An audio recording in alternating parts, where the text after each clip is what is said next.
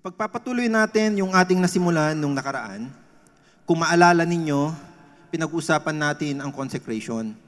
At nung nakaraang linggo, binuksan ko sa inyo yung isang law. Diba? Yung law na yon, alam man natin or hindi, parang ganito lang siya.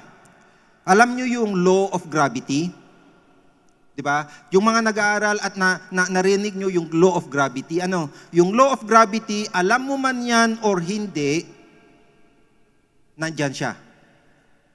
Kaya kapag lumundag ka mula sa taas dahil hindi ka naniniwala na may law of gravity, anong gagawin sa'yo? Pataas ka ba o pababa? Pababa. So yung law na yon, alam mo man siya or hindi, nagtatrabaho siya. So yung law na nabanggit natin nung nakaraan, the law of servitude, alam mo man yun or hindi, nagtatrabaho yung law na yon. Pero ngayon, ang pag-uusapan natin, ang buhay ng consecration. Kasi kung mapapansin ninyo, di ba nabanggit ko din nung nakaraan na ang mga una nating napag-aralan ay a pathway. Ibig sabihin, kapag natutunan natin yon, nandun tayo sa daan na yon. Ngayon, etong consecration, nandun yun sa kasama sa daanan na yon. Pero parang alam mo yung aakyat ka na ng isang baitang. Parang yung umaakyat ka ng hagdan. Nandun ka noon sa isang baitang nung pinag-aaralan natin yung mga naunang pag-aaral nung January, February. And then eto ngayon, aakyat tayo in another plane or yung panibagong katotohanan na ang tawag doon, consecration. Yung life of consecration, yung pag-uusapan natin ngayon. Yung life of consecration, i-define natin siya by the word. So, yung una nung nakaraan, nabanggit natin yung Romans 6:16, that is the law of servitude. Ibig sabihin, ang tao, hindi siya po pwedeng neutral. Ibig sabihin, kung hindi ka nagsisilbi sa Diyos, nagsisilbi ka sa kabila. Kung hindi ka nagsisilbi sa kasalanan, nagsisilbi ka sa katuwiran. Ganun lang po yun. Wala siyang neutrality. Hindi mo po pwedeng sabihin na, ay, hindi ako saklaw niyan. Parang kapag ka nakatayo ka, akala mo hindi ka saklaw ng law of gravity. So, parang alimbawa, nagdadrive ka. Pag nagdadrive ka, nilalagay mo ang sarili mo sa tinatawag na law of speed. So, may tinatawag na law of speed, law of acceleration, pero minsan, kahit hindi mo yun alam, nagpapatakbo ka. Pero, dahil nagpapatakbo ka, kung nagdadrive ka, nilalagay mo yung sarili mo under that law. Kaya minsan, may mga nadidisgrasya kasi they violated the law of speed. Or they violated the law of acceleration. Masyado silang nag-accelerate to the point na yung law na yun violated, ang kalalabasan, disgrasya. So the same is true sa buhay natin. Makita nyo mamaya, bakit binababaan natin yung pagtuturong ganito? Kasi pati si Pablo, nung tinuturo niya to, hindi niya tinuturo ito as highly spiritual. Tinuturo niya to sa normal na pananalita. Ngayon, doon sa verse 17, ang sabi niya, but God be thanked. Pero pasalamatan natin ang Diyos. Kasi sabi niya, dati, that ye were the servants of sin. Dati, ang kalalagyan ninyo, sabi niya, servants of sin. Ibig sabihin, ang default ng buhay natin ay tagasilbi ng kasalanan. Ibig sabihin, hindi mo man siya pinili, ang default mode. Di ba kapag halimbawa, binuksan nyo yung television ninyo, nagkakaroon ng default mode, tama ba? Ibig sabihin nun, kapag lumabas ang tao sa mundong ito, meron na siyang default mode. Ano yung default mode niya? Servant of sin. Naunawan po natin? Pinili man niya yon or hindi, automatiko, naka-default siya doon, na servant siya ng sin. Pero sinasabi ni Pablo, kaya pasalamatan natin ang Diyos. Sabi niya, kasi dati, yung default mode nyo, servant na kayo ng kasalanan. Sabi niya, pero nung dumating, but ye have obeyed from the heart the form of doctrine which was delivered you. Ibig sabihin, may dumating ka sa pagkakataon na nagkaroon ka, narinig mo yung gospel. Nung narinig mo yung gospel, ang tawag doon, doctrine. Yun yung mensahe na narinig mo. At nung narinig mo yung mensahe na yun at pinaniwalaan mo yun, except narinig mo lang siya, dumating sa isang tenga, lumabas sa kabila, hindi yun totoo yung kasunod. Pero kapag ka narinig mo yung mensahe, yung magandang balita, ano yung magandang balita? That Christ died, buried, dead, but He rose again. Nung pinaniwalaan mo yung doktrina na yon, ang sabi niya, dapat nagsimula yun sa yung heart. Yung heart dito is actually mind. Yung parte ng puso na nag-iisip. Mamayang hapon, i-discuss ko to ng mas malalim. Pero sa ngayon, isipin nyo na lang muna na yung puso natin, yung puso, yun yung tunay na ikaw. Na kapag ka nakita mo yung buhay ng isang tao, kung ano yung kalagayan niya ngayon, yun yung reflection ng kanyang puso. Kung gusto nyong malaman bakit, nabanggit ko yun, mag-attend kayo mamayang hapon. Kasi yun yung pasimula ng ating pagtuturo. So, dito sabi niya, but ye have obeyed from the heart the form of doctrine which was delivered you. Ang ibig niyang sabihin, ganito. Nung pinaniwalaan mo yon, nagkaroon ng legal na aspeto. Dati, di ba ang default mode is servant of sin? Ibig sabihin, hanggat hindi ka nalalagay doon sa forma, kaya may nakalagay doon na form, yung ibig sabihin nun forma, or tipo, or kind. Ibig sabihin, kamukha mo. Ganon. So, yung forma na yon, ang kaporma mo nun, yung kasalanan. Kapag katiningnan ka ng Diyos, ang tingin niya sa'yo, kasalanan. Pero nung dumating ka sa puntong to na pinaniwalaan mo yung gospel, ang ginawa ng Diyos, inilagay ka niya sa forma. Saang forma yon? The form or the likeness of the Christ. Ibig sabihin, alam niyo yung parang gumagawa ka ng sabon tapos ipopord ka doon sa molde. Tapos doon sa molde na yon, merong naiiwan na stamp. Na-imagine nyo ba yung sinasabi ko? Ganito yung ginawa ng Diyos sa atin. Ibig sabihin, nung panahon, sabi ni Pablo, nung panahon na tinanggap mo yung gospel, sabi niya, ibinuhos ka ng Diyos doon sa forma na kamukha niya. At nung binuhos ka niya doon, nagkaroon ng tatak. Ibig sabihin, nung panahon na yon, na nalagay ka doon sa forma na yon, meron ka ng tatak na ikaw ay pag-aari ng Diyos. Naintindihan ba natin yon?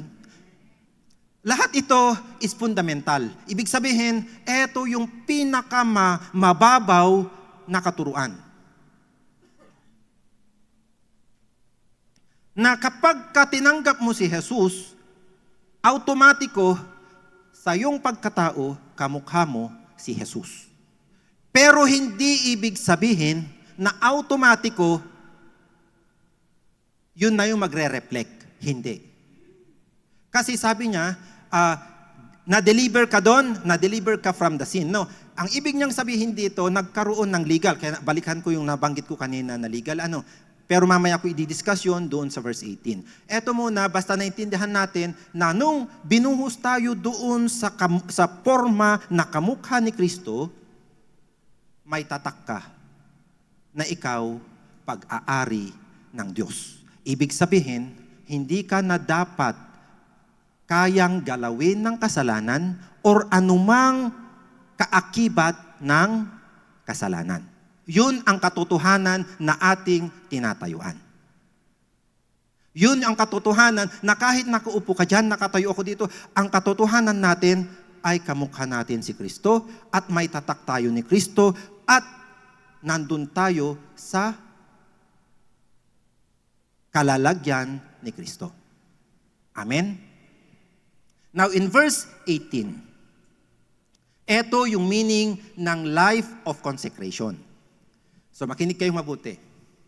Sabi niya, being then made free from sin, you became the servants of righteousness. So may dalawang bagay na nangyari dito sa verse 18. Una is the legal term called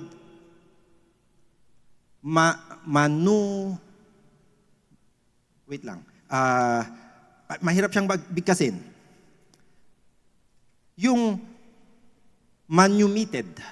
Ang term doon, manumitted.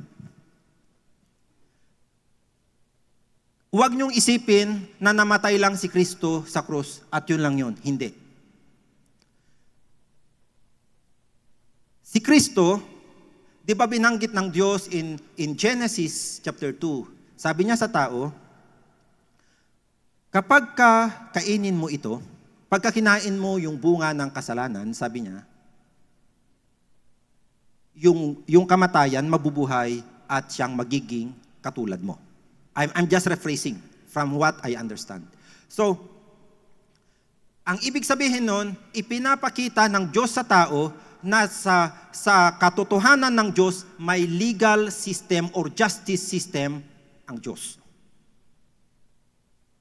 Ibig sabihin, hindi tayo tumatayo na, Lord, dahil namatay ka. No, that there is a justice system of heaven. Parang kapag tinatawag natin, Lord, Lord, anong ibig sabihin nun? Siyasabi natin na pag-aari mo yung gobyerno kung saan kami napaparoon. So hindi tayo nagsisilbi sa isang simbahan o fellowship. No, we are serving a king. Kapag sinabi nating king, mayroong kingdom. At pag sinabi nating may kingdom, mayroong gobyerno. At yung gobyernong yun, may tinatawag na legal system or justice system. Kaya nung sinabi niya, being made free from sin, ang ginawa niya dito, nagkaroon ng pagsuko. Kasi nung araw, di ba nabanggit ko kanina, na nung araw, ang default mode natin, servants tayo ng sin. Ibig sabihin, kapag ka sinabi ng kasalanan na kailangan ngayong araw magkasakit ka, wala kang magagawa kundi magkasakit. Kasi you are servant of sin. Pero nung sinabi niyang you were made free from sin, nagkaroon ng pag-uusap. Yung kasalanan, isinuko kanya sa mas malakas na kapangyarihan. Yun ang righteousness. Ibig sabihin, may dalawang bagay na nag-usap. Bago ka tanggapin ng kabilang panig, ng kabilang gobyerno, kailangan mo nang magkaroon ng kasulatan na ikaw isinusuko ka nung kabila.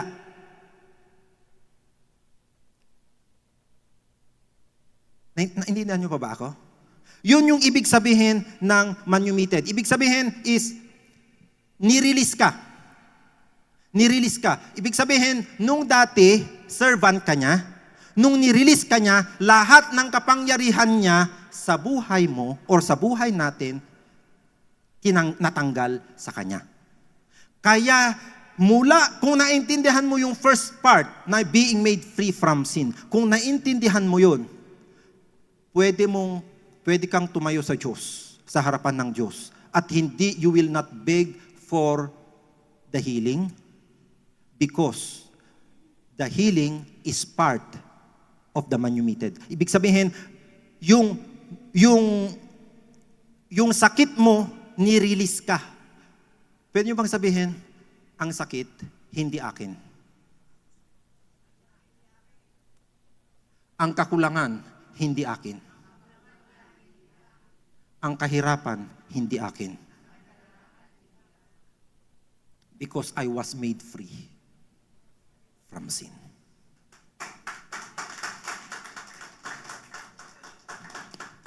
Now, nung nirelease ka, hindi ka na in bondage.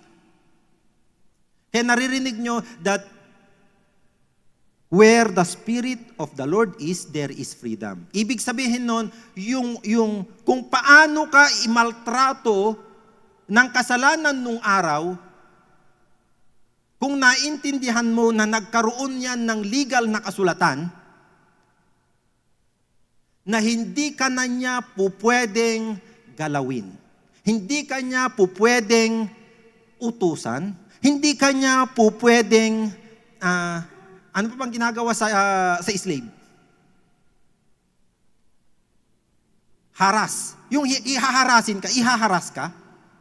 Yung parang wala kang karapatan na tumanggi.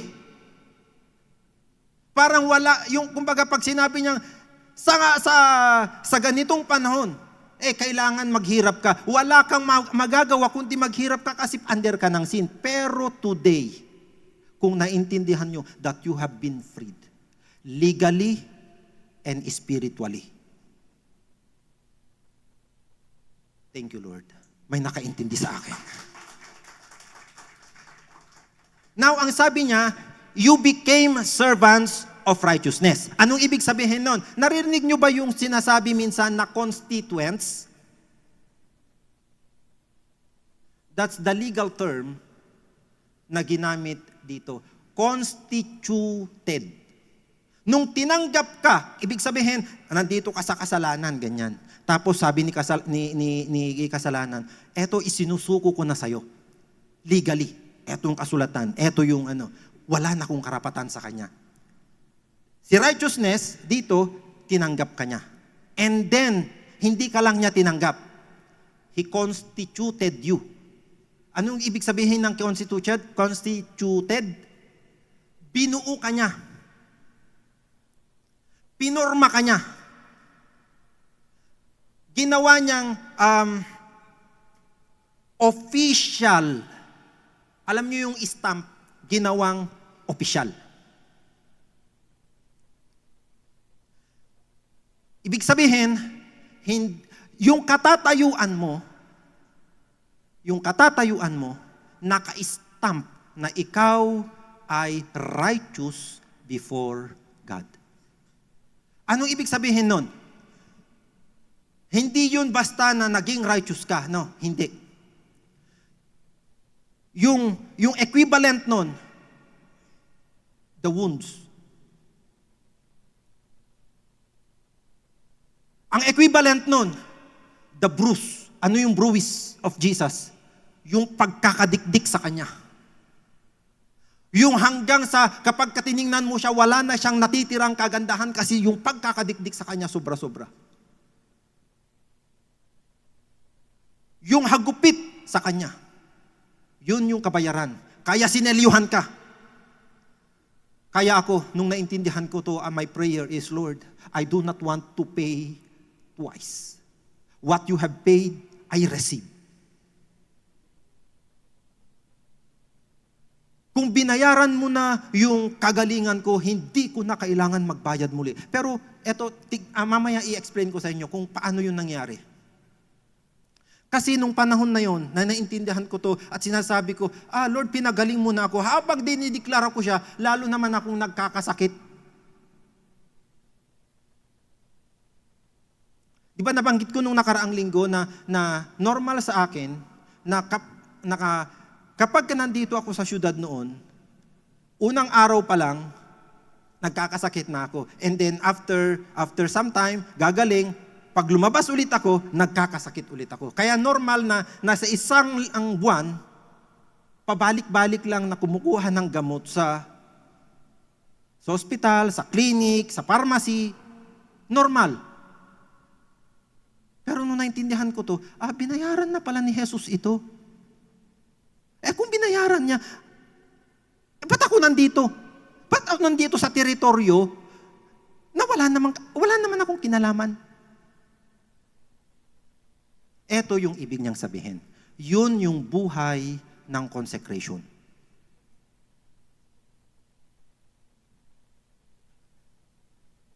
Walang nakagets nun. Ibig sabihin, ang buhay ng consecration is you allow that reality or the truth of God. Inaalaw mo sa buhay mo yung katotohanan ng Diyos na siyang maging katotohanan mo.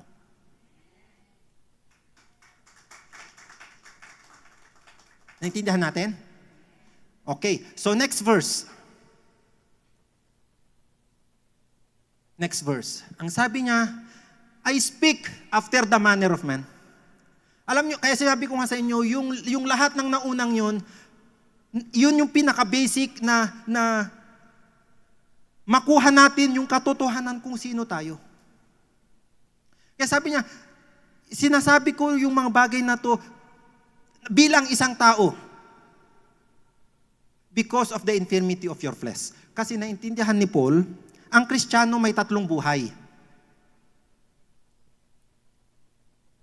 Kung gusto nyong makipag-away sa akin dahil nabanggit kong ang Kristiyano may tatlong buhay, mamaya pagkatapos na lang ng preaching. May tatlong buhay. Ang unang buhay ng Kristiyano is the life of God.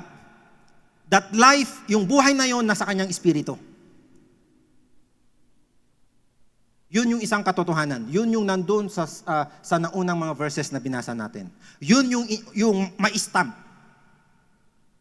Pangalawang buhay is the life of man. Life of the natural man.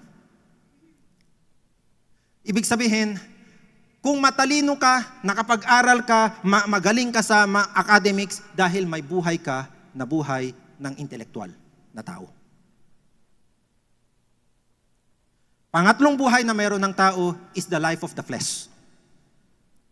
Yun yung buhay na kapag ka nakikita nyo, ito parang, yung buhay niya parang normal na sa kanya na manakit. Kung may makasalubong, alam nyo ba yung kapag ka may nakasalubong, bigla na lang, hindi ko lang nakakita na kayo ng ganong tao. Kasi nung high school ako, may ganong kaming schoolmate. Kaya pag nakita mo siya, umiwas ka na. Kasi pag nakita mo siya, tapos napansin niyang nakita mo siya, dediretsuhin ka niya.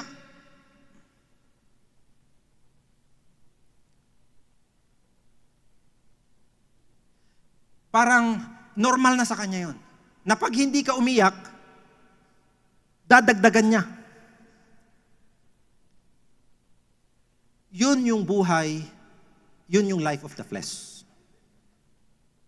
Normal na manakit, normal na sumigaw, normal yun. Yun yung buhay na nandun sa flesh. Kaya ang Kristiyano, depende kung saan siya nagsuswitch. Kaya nababanggit niyo si pastor, sinasabi niya, switch ka sa spiritual life. Kasi may buhay ka doon. Pero kung hindi ka mag-switch doon, dito ka sa dalawa. A natural and the life of the flesh. Ibig sabihin, master ka ni sin. Minamaster ka ni sin. Ang master mo nun, yung kasalanan. Okay, kaya sabi niya, I speak after the manner of man because of the infirmity of your flesh. Ibig sabihin, sinasabi niya sa mga kausap niya na eto yung katotohanan ninyo. Pero dahil hindi nyo maintindihan, dahil nga nabubuhay kayo doon sa buhay ng kasalanan. Kaya sabi niya, eto pag-uusapan na natin to ngayon, di ba? Kung sinabi natin that life of a consecration is a life indeed, paano tayo mabuhay doon? Anong gagawin mo? Hindi lang naman po pwedeng nalaman natin na righteous ka na. Yun na, no, hindi. Hindi tayo titigil doon. Kailangan alam natin, paano? Paano mabuhay? So, sinasabi niya, kung paano mo, eto yung una, kung paano mo noon ni-yield yung sarili mo para maging servant ng uncleanness. Ngayon. Sabi niya, ngayon. Ibig sabihin, ang katotohanan mo noon pa yon.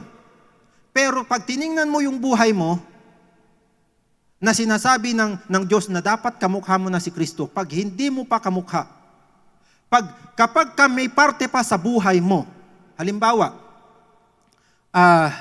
madali ka pang magalit. Ibig sabihin, yung area ng buhay mo na yon, ang master pa nun, yung kasalanan. Ibig sabihin nun, yung teritoryo na yon ng pagkatao mo, hindi pa yon nasasaklaw, hindi pa yon nakikipaggera. Alam, parang ganito, ang tao para siyang isang malaking isla. Na yung isla na yon, ang katotohanan niya ay righteous or makatwiran sa harapan ng Diyos. Pero dahil yung isla na yon, hindi niya alam kung ano siya, pwedeng pumasok doon yung isang malakas na kapangyarihan at magtatalaga siya, maglalagay siya ng banner niya doon sa lugar na yon. At pag naglagay siya ng banner niya doon, maglalagak siya ngayon ng pundasyon. At pagka pinabayaan mo na naglagak siya ng pundasyon, maglalagay na siya ng strongholds. Yung mga gustong malaman ano yung mga yon, mag-attend kayo sa afternoon session. Now, sinasabi niya, paano tayo mag-yield? Kung noon, kailangan malaman mo, paano ka ba nag-yield nung araw? Paano ka ba gumagawa ng masama nung araw? Di ba nung araw, halimbawa yung mga mahilig uminom. Pagtawag pa lang ng friend mo, yes agad. Tama ba?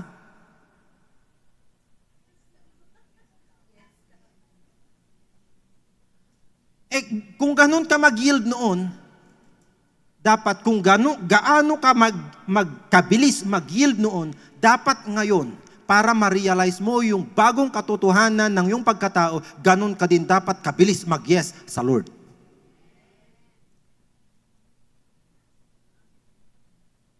Naintindihan niyo pa ba ako? So yun yung una.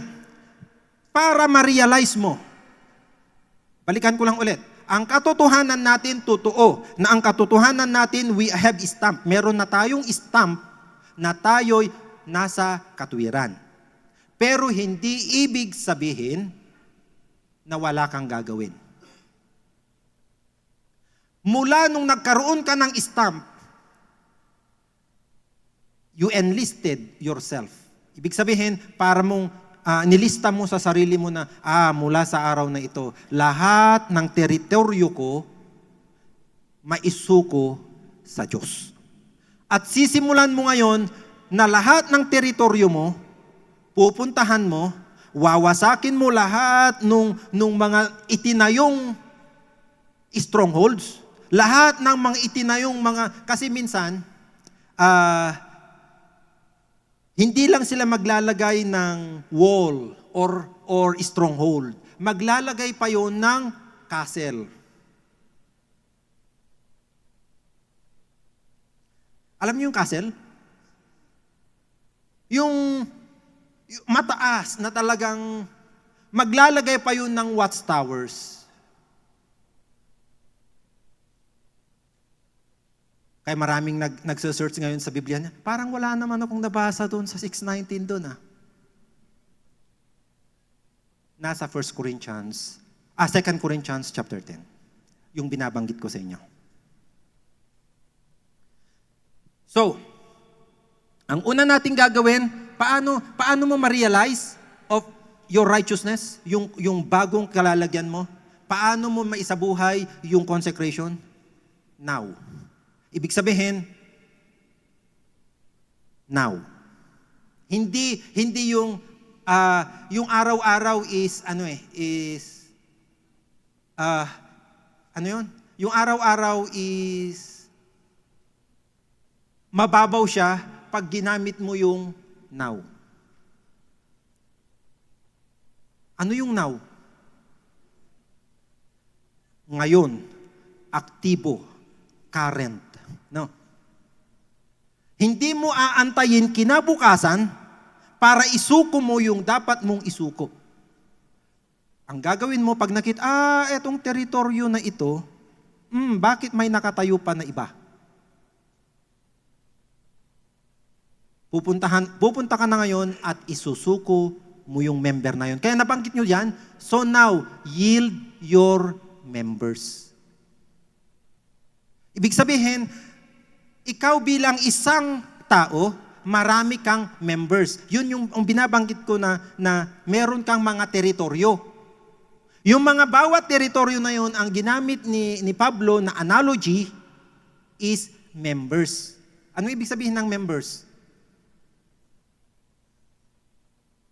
Ayun, alam niyo yung ibig sabihin nun. Sa Tagalog, hindi ko alam. Kasapi. Ayun, kasapi. So, yung mga miyembro or yung mga syudad na dapat pag-aari ng Diyos na nakita mo hindi pa niya pag-aari sa iyo, sa buhay mo, yun yung mga now, yield it.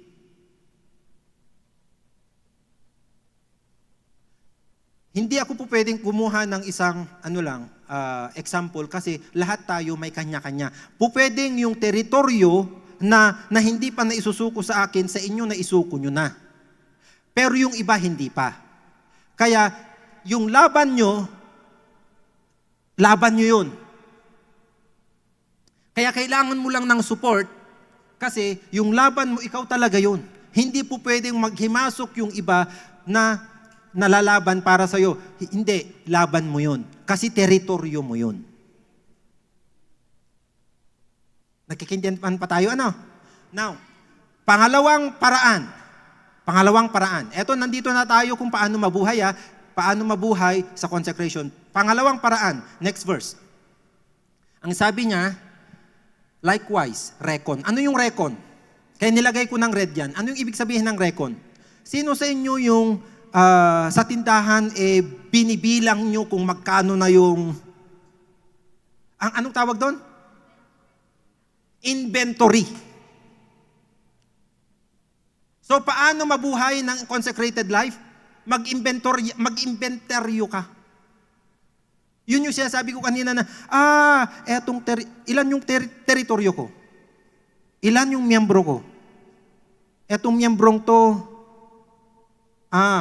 saan na ba to? So, recon. Ibig sabihin, inventaryo mo, tignan mo siya. Kapag yung miyembro na yon, hindi pa siya patay sa kasalanan. Ano ibig sabihin ng patay sa kasalanan? Ang patay sa kasalanan is disabled. Disabled. Yung alam nyo yung kahit gusto niyang gumalaw, hindi siya makagalaw. Yung pangalan nito, parang paralyzed. Yes. Ang ibig sabihin nung dead. Kaya pagka nag-inventaryo ka, in-inventaryo mo, kahapon, kumakanta ako. Pero yung kanta ko, dapat kinanta ko yun sa Diyos. Pero hindi ko, iba yung kinanta ko. Ibig sabihin, dapat ito, inventaryo natin to, itong inventaryo na to, dapat paralisado na to.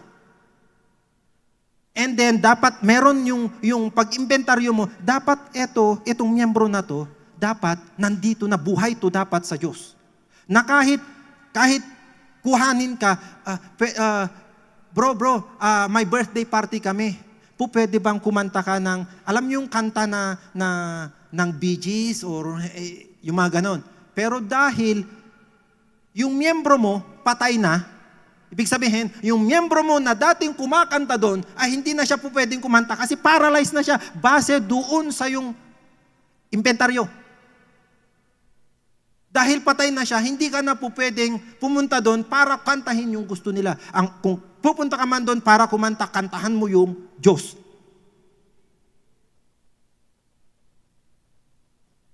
Yun yung ibig sabihin ng pag-inventaryo. Okay pa ba tayo? Hindi pa ka naman kayo galit sa akin, ano? So, naintindihan natin, no? Paano mabuhay yung una? Now. Ibig sabihin, currently, yield. Pangalawa, mag-inventaryo ka. Kung hindi mo man, halimbawa, sinabi mo, Lord, ngayon, sinusuko ko to, pero mamaya-maya, nung nakarinig ka ng kanta, yung kantang yun, parang maganda yung, gumaganon na yung paa mo. Tapos nung maalala mo, bakit yung paa ko, sumasali dun? Yung paa ko, hindi pa, kailangan, yung inventaryo mo, dun pumapasok yung inventaryo. Nakakaintindihan tayo? Amen. Praise God. Now, kasunod.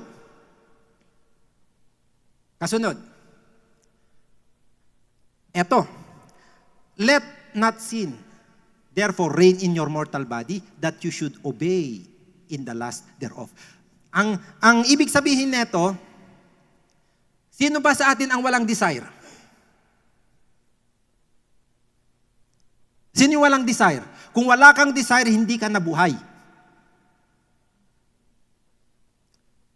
Subukan mong kurutin yung katabi mo kung nakakaramdam pa. Kung nakakaramdam pa yan, ibig sabihin mayroon yan desire.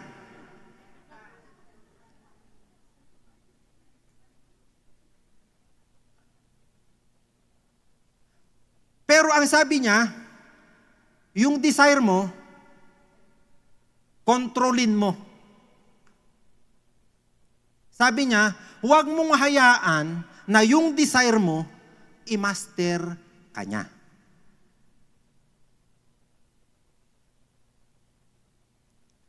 Kasi lahat naman tayo may desire. We desire na magkaroon ng bahay. We desire na magkaroon ng pera.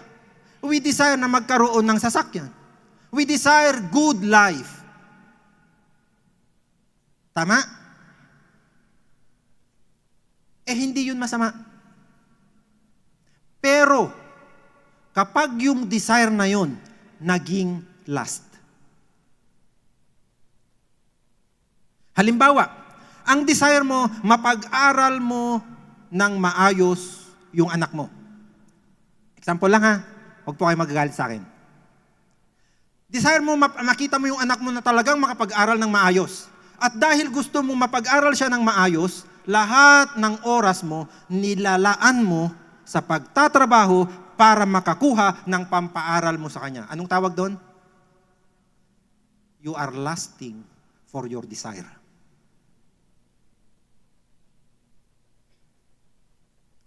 Ibig sabihin nun, pag hindi mo yun kinontrol, di ba, nasa righteousness na ako. Ganito yon. Balikan natin si Adam. Alam nyo ba si Adam, yung man in the Bible, in the first and second Genesis, yung man of the Bible, tinuruan siya ng Diyos. Mayroong 3 bagay ang itinuro ng Diyos kay Adam. Si Adam naman, meron din siyang itinuro sa kanyang misis, sa kanyang asawa. Tapos, si Satan, pumunta din doon, nagturo din si Satan ng 3 bagay. So, ang God nagturo ng 3 bagay kay Adan, si Adan nagturo ng 3 bagay sa kanyang misis, si Satan nagturo ng 3 bagay kay Adan. Kanino sumunod si Adan? Sa turo ni Satan. Tayo, tinuturuan din tayo. Natutunan natin na nakatayo-tayo sa katwiran. Tama? Pero, you are given the choice. Binigyan ka ng kapangyarihan na piliin mo yung bagong katotohanan mo or piliin mo yung dati.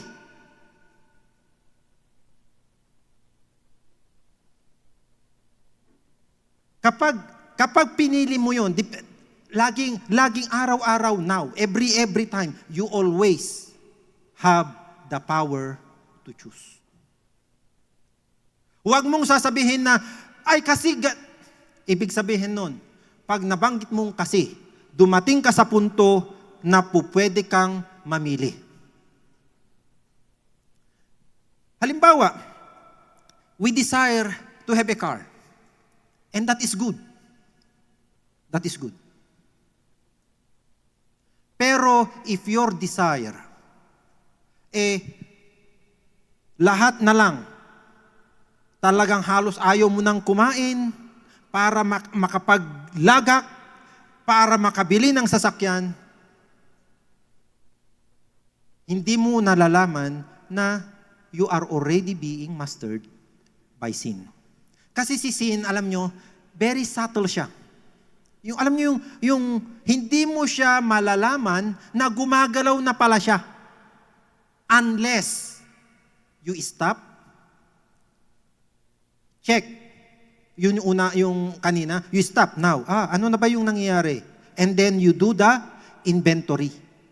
So kapag nakita mo, etong desire ko na to. Yung desire ko na to.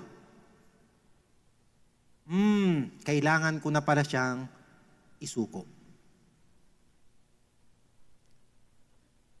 Okay tayo? May natutunan na ba kayo? Kahit isa lang.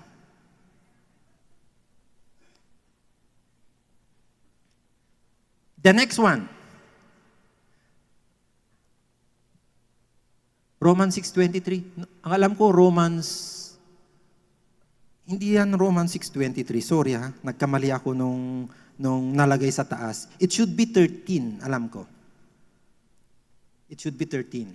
Sabi niya, neither yield your members as instrument of righteousness. Of unrighteousness. No. So, anong sinasabi niya dyan? Ganito. Kapag na-realize mo na yung buhay mo pala, righteous.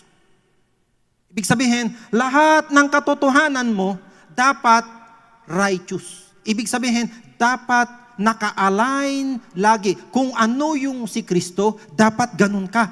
Pag natutunan mo yon sa buong buhay mo, ang gagawin ngayon ng kasalanan is, per member na lang. Sige, kung hindi ko to makuha ng buo, subukan natin gamitin yung kanyang bunganga.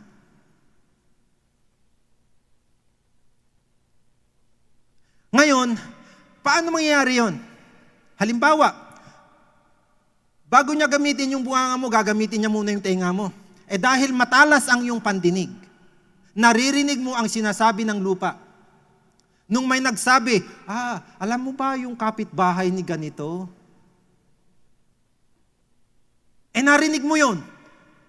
Dahil yung pandinig mo, akala mo, pwede sabihin ko nga kay ganun yung narinig ko. So pumunta ka naman doon sa kapitbahay mo, alam mo, narinig kong ganito.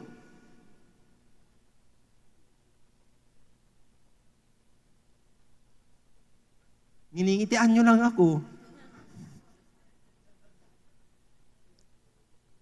Ibig sabihin nun, yung miyembro mo, ibig sabihin, kung hindi ka makuha ng buo, pwedeng gamitin yung miyembro mo. Para kapag ka lumapit ka sa Diyos, sasabihin mo, I am the righteousness of God, may pupunta sa'yo. Hindi baga kani-kanina lang? Narinig kita, pumunta ka sa kay kapitbahay, at meron kang binabanggit. So ngayon, kapag ka narinig mo naman, oo nga, your worship, di ba? Instead na mag-worship ka na, magiging mabigat ngayon yung,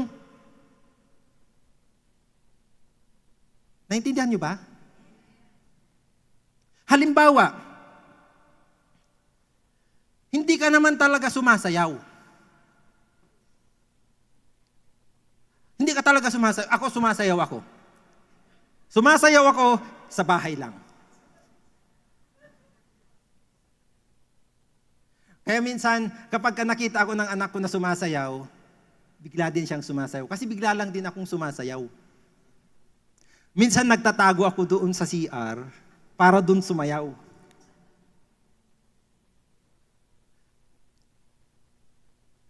Baka kasi pag nakita ko na sumasayaw, bakit sumasayaw yun? Kasi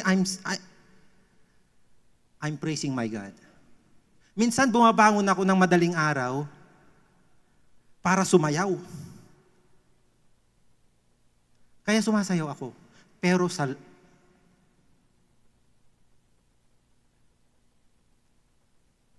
kaya, yung sayaw.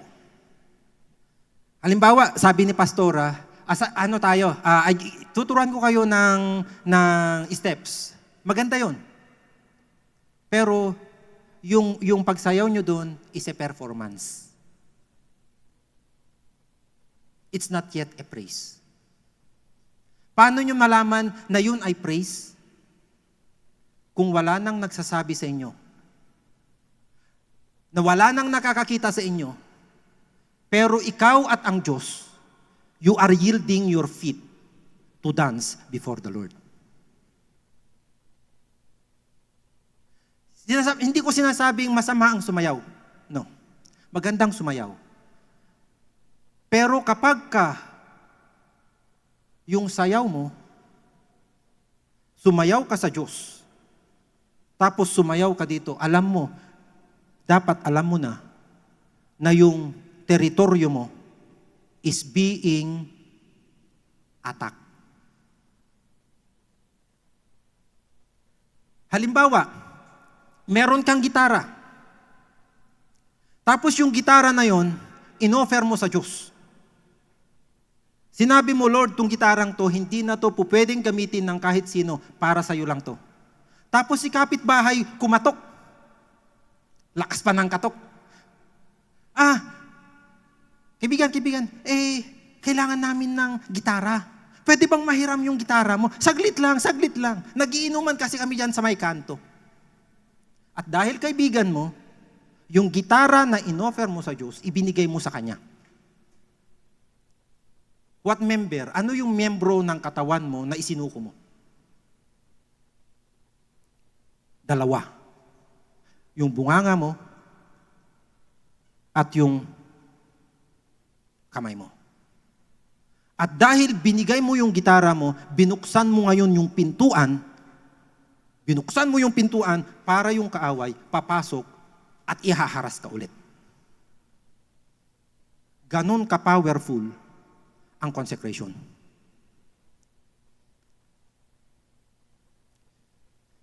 Okay pa ba kayo? Masasabi nyo pa ba na mabuti ang Diyos? Kapag ka ba tiningnan nyo ngayon, try natin, subukan natin yung mga pinag-aralan natin. Ano bang natutunan natin? Kahit isa lang. Kasi ang dami kong dinada dito sa harap. Kahit isa lang, natutunan nyo ngayon. Yung naintindihan nyo talaga. Kasi ganito po yun ganito yung ginagawa ng Diyos. Nagbibigay siya ng salita, yung word, no? Yung word, halimbawa, ito, nagsasalita ako sa inyo. That is the word. Yung attention nyo, kapag nag-attend kayo doon, ibig sabihin talagang pinapakinggan nyo yung salita, meron doon kahit isang salita lang na magsasalita ulit sa inyo. Yung salita na nagsalita sa inyo, ang ibig sabihin nun, the voice. Ibig sabihin, kahit ang dami kong dinada dito, pwedeng isa lang ang natanggap nyo. Pag nakatanggap kayo ng isa, okay na yon. At kapag natanggap nyo yung isang salita na yon, you begin to matter. Ibig sabihin, simulan mo na siyang tignan. Tignan mo siya.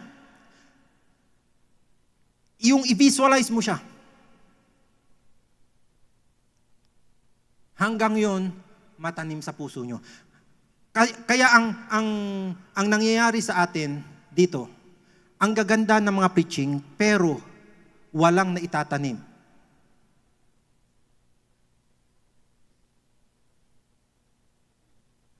Kaya kung mayroon kayong natanggap ngayong umaga, tignan nyo siya.